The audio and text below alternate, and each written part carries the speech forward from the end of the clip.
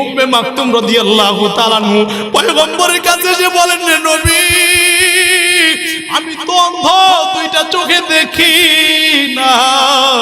আমি তো দুইটা চোখে দেখি না, আমিও কি মসজিদে নববীর জামাতে শরীক হব? আমিও কি মসজিদে জামাতে শরীক হব? আল্লাহর পয়গম্বর উম্মে মাকতুমকে ডেকে বলে, উম্মে মাকতুম, ভালো করে শুনে নাও, তুমি কি মসজিদে নববীর আযান শোনো? কয়, হ্যাঁ আমি আযান শুনি। কয়, যদি আযান শোনো তাহলে আযানের জবাব দিবা, মসজিদে এসে জামাতের নামাজে শরীক হয়ে যাইবা। এরে বান্দা, একটা অন্ধের জন্য যদি এই কথা হইতে পারে, আপনাকে আমাকে তো আল্লাহ দুইটা চোখ দিয়েছেন, আপনাকে আমাকে তো আল্লাহ দুইটা পা দান করেছেন। এ যুবক ভাই, তাকায় দেখ, যে লোকটা দুইটা চোখ নাই, ওই লোকটার হালত কি? যেই লোকটা দুইটা পাও নাই, হাত নাই, আবার অন্ধ, রাস্তার মধ্যে গড়াইয়া গড়াইয়া ভিক্ষা করে, দুইটা টাকার ভিক্ষা চায়। আল্লাহ তাদের থেকে আমাদেরকে কত সুন্দর বানিয়েছেন, কথা ঠিক না ব্যাঠিক? জোরে বলেন। এই পাও দিয়ে দাপাইয়া দাপাইয়া কত দূর পর্যন্ত হাঁটলাম, এই চোখ দিয়ে তাকাইয়া তাকাইয়া মালিকের কত নিয়ামত ভোগ করলাম, এই জিহ্বা দিয়ে কত সুন্দর করে আমার আল্লাহর নিয়ামত আমি খাইলাম, এই জবান দিয়ে কত কথাই না আমি বললাম। এরপর যদি মালিকের শুকরিয়া আদায় না করি, এই বান্দা নামাজ ছাড়া জান্নাতে যাওয়া যাবে না। স্টার্ট কথা, মিথ্যা কথা নয়। আপনারা বুদ্ধিমান বিবেক দিয়ে বলেন, আল্লাহর কোরআনের মধ্যে কোনো ভুল আসেনি? আল্লাহর কোরআন সত্য না মিথ্যা? যারা আওয়াজ দিয়ে বলেন, সত্য না মিথ্যা? আল্লাহর কোরআনের মধ্যে নামাজের কথা আছে না নাই? আল্লাহর কোরআনের মধ্যে পর্দার কথা আছে না নাই? আল্লাহর কোরআনের মধ্যে যাকাতের কথা আছে না নাই? নামাজ না পড়লে জান্নাতে যাওয়া যাবে না, আল্লাহর কোরআনের মধ্যে এই কথা চির সত্য, কথা ঠিক না বেঠিক? জোরে বলেন। এ যুবক ভাই, এই মজলিসের মধ্যে একটা ওয়াদা নিতে চাই, আল্লাহ যতদিন আমাকে হায়াতে বাঁচা রাখবে, আর জীবনে কোনোদিন নামাজ ছাড়বো না, আর জীবনে কোনোদিন নামাজ কাজা করব না। অন্তর যদি ভালো হয়, দুইটা হাত আমার আল্লাহকে দেখা দাও। নারায়ে তাকবীর, হাত সোজা করেন। ও দয়ার মালিক, আপনি কুদরতের নজর দিয়ে তাকায় দেখেন, আল্লাহ আমার যেই যুবক ভাই যারা আপনাকে দুইটা হাত দেখাইছে, মরণ পর্যন্ত 5 ওয়াক্ত নামাজ জামাত পড়ার তৌফিক দান করেন। জোরে বলেন আমিন। একটু জিকির করি, লা ইলাহা, জোরে লা ইলাহা,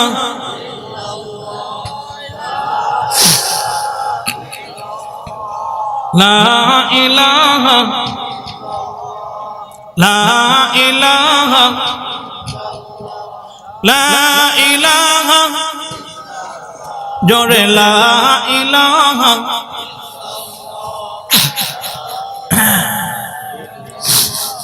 লা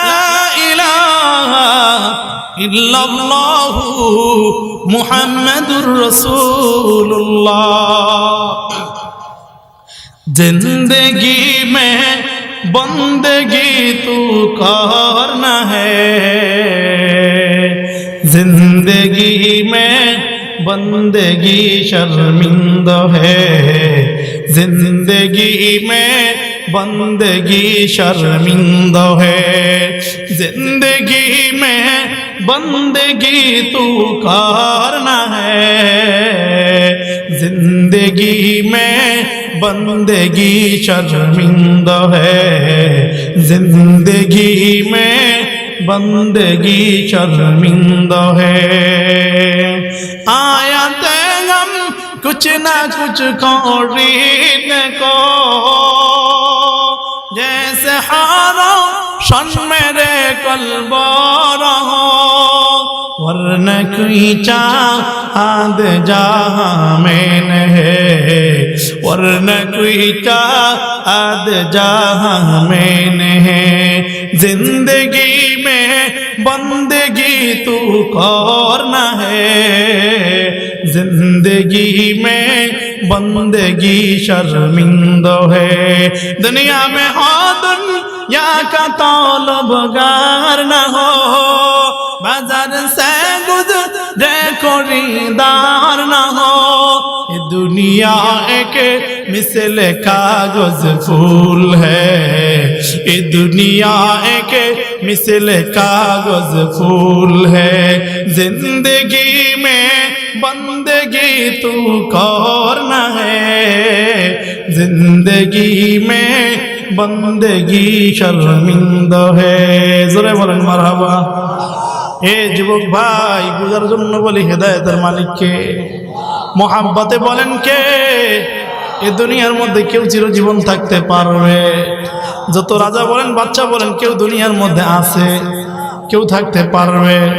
আপনাকে আমাকেও একদিন এই দুনিয়া থেকে চিরতরে বিদায় নিতে হবে কথা ঠিক না ভাই ঠিক জোরে বলেন এ বান্দা দুনিয়ার মধ্যে কেউ চিরজীবন থাকতে পারবে না এটা বোঝার জন্য আপনাদেরকে বলি দুনিয়ার মধ্যে কেউ চিরজীবন থাকবেন না একদিন ওই পরপারে পারে জমাইতে হবে এ বান্দা কিয়ামতের কত আলামত বইটা যাইতেছে এই যে গত কয়েকদিন আগে ইন্টারনেটের মধ্যে দেখলাম কঙ্গো আটলান্টিক মহাসাগরের মধ্যে থেকে বড় একটা আগুনের কুণ্ড পানির নিচ থেকে আগুনের কুণ্ড বের হয়েছে ওই কুণ্ডটা বের হইয়া এরে মুসলমান জমিন থেকে নিয়ে প্রায় 20 কিলোমিটার পর্যন্ত আগুনটা উঠে গিয়েছে শুধু 20 কিলোমিটার পর্যন্ত উঠে কেন তো নয় বান্দা 800 কিলোমিটার পর্যন্ত 800 কিলোমিটার পর্যন্ত বিকট আওয়াজ হয়েছে এ বান্দা শুধু তাই নয় বরং 10,000 কিলোমিটার পর্যন্ত সাগর পথে পানি পড়ে গিয়েছে মাছ সব পড়ে মারা গেছে পানি এরকম পানির কালার নাই সব তেলের কালার হয়ে গেছে আজ নয় কোন দিন দেখবা এই পৃথিবীতে বিদায়ের ঘন্টা বেজে যায় এই বিদায়ের ঘন্টার আগে মুসলমান তওবা করতে হবে কথা ঠিক না ভাই ঠিক করে বলেন নারায়ে তাকবীর নারায়ে তাকবীর প্রধান অতিথির আগমন মাহফিল কমিটির পক্ষ থেকে এর মুসলমান বুঝাবার জন্য বলি হেদায়েতের মালিক আল্লাহ দুনিয়ার মধ্যে চিরজীবন থাকা যাবে না পরপারে যাইতেই হবে কথা ঠিক না ভাই ঠিক জোরে বলেন আজ হোক কাল হোক একদিন না একদিন আমাকে যাইতেই হবে এ বান্দা শুধু তাই না এরপরে ওইখানে তাকায় দেখবেন এমন জোরে সুনামি হইল সুনামি হইয়া স্বাভাবিকভাবে ঘূর্ণিঝড় হইলে মাত্র 20 হাত 30 হাত উপর দিয়া পানি যায় 20 ফুট 30 ফুট উপর দিয়া পানি আসে আর সুনামি যদি হয় বান্দা 200 মিটার উপর দিয়া পানি আসে আপনারা মনে মনে চিন্তা করেন যদি 200 মিটার উপর দিয়া পানি আসে আমাদের হালাত তাদের হালাত কি হয় এই যে তাকায় দেখেন ইন্টারনেটের মধ্যে আজকে গিয়া বাড়িতে গিয়া সার্চ দিয়া দেখবেন এই ঘটনাটা সত্য না মিথ্যা এরে বান্দা কত মানুষ সেখানে মারা যায় কত পশু পাখি সেখানে ধ্বংস হয়ে গেল আল্লাহ পাক রব্বুল আলামিন মাঝে মাঝে বান্দাকে ভাইবসন দিয়া ভূমিকম্প দিয়া অমিক্রণ দিয়া করোনা ভাইরাস দিয়া মাঝে মাঝে বান্দাকে একটু টেস্ট করে টেস্ট বান্দা দেখি আমি আল্লাহর কুদরতি পয়সাটা দেইনি দেখি বান্দা আমার কাছে তওবা করেনি দেখি বান্দা নামাজ পাঁচ ওয়াক্ত পড়েনি দেখি বান্দা ভালো আমল করেনি এগুলো আল্লাহ পাক রব্বুল আলামিন মুমিনকে সতর্কতামূলক দেয় কিন্তু মুমিন যদি সতর্ক না হয় কোন দিন যেন পশ্চিম দিকে ছুটে উঠে যায় বান্দা ঠিক নাই কথা ঠিক না ভাই ঠিক জোরে বলেন এই জন্য মরার আগে তওবা করতে হবে মরণ এলে তওবা করলে কোনো কাজ হবে না আজরাইল দেখার পরে তওবা করলে কোনো কাজ হবে না এই যে আয়াত আলোচনা করলাম আল্লাহ পাক রব্বুল আলামিন বলেন ইন্নাল্লাযীনা আমানু ওয়া আমিলুস সলিহাত কানাত লাহুম জান্নাতুল ফিরদাউসি নুজুলা এক নম্বর ঈমান দুই নম্বরে ভালো আমল আল্লাহ পাক রব্বুল আলামিন বলেন ঈমান এবং ভালো আমল বানাইয়া নামাজ পাঁচ ওয়াক্ত পড়ে পর্দা করে যাকাত দিয়ে হালাল খানা খাইয়া যদি পয়গম্বরের সুন্নাত মেনে যদি দুনিয়া থেকে কবরে যেতে পারো আল্লাহ পাক রব্বুল আলামিন কিয়ামতের ময়দানে তোমাকে জান্নাতের মালিক বানিয়ে দিব জোরে কোন সুবহানাল্লাহ এই মধ্যের মধ্যে বসে তওবা করব আর জীবনে কোনোদিন নামাজ ছাড়ব আর জীবনে কোনোদিন সুদ খাবো আর জীবনে কোনোদিন ঘুষ খাবো আর জীবনে কোনোদিন অন্যায় করব না এরে বান্দা অন্তর যদি ভালো হয় সর্বশেষ আমার আল্লাহকে দুইটা হাত দেখা দাও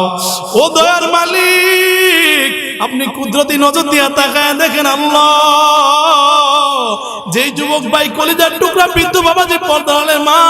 যারা হাত তুলেছে আল্লাহ আপনি তাদেরকে মরণ পর্যন্ত 5 ওয়াক্ত নামাজ পয়গম্বরের সুন্নাত মাফিক চলার তৌফিক দান করেন আল্লাহ গুনাহ মাফ করে দেন আজকের মাহফিলকে আপনি কবুল করে নেন আল্লাহ আমার ভাই আলোচনা করবে, আল্লাহ ওই আনসারী সাহেবকে দিনের বড় অলি বানায় দেন, যারা দুনিয়ার দিনের খেদমত করার তৌফিক দান করেন। আল্লাহ মাহফিল কমিটিকে যে যেইভাবে সাহায্য সহযোগিতা করেছে কবুল করে নেন, মরণ পর্যন্তই তওবার উপর থাকার তৌফিক দান করেন, জোরে বলেন আমিন। তো বাবা যে কথাগুলো বললাম আল্লাহ তাআলা সর্বদা আমাকে এবং সবাইকে আমল করার তৌফিক দান করেন। ওয়া আখিরু দাওয়ানা